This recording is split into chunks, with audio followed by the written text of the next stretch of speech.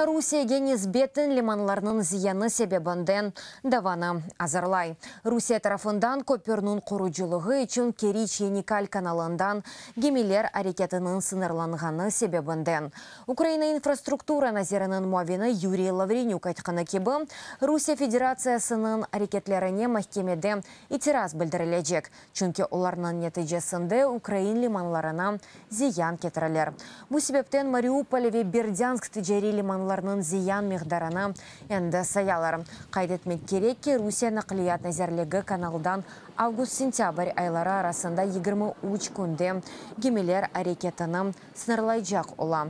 Бұл вақытта Керич көпірінің кемерлерінің ерлештірежек олалар. Оның құруджылығы БМТ-ның деңіз ақы бойынша бейіннамесінің ве бір sıra дегер халқара талапларының бұзылуынен алып барала. Бұның Русия объектінің құруджылығының Украинанен ұғынлаштырмады.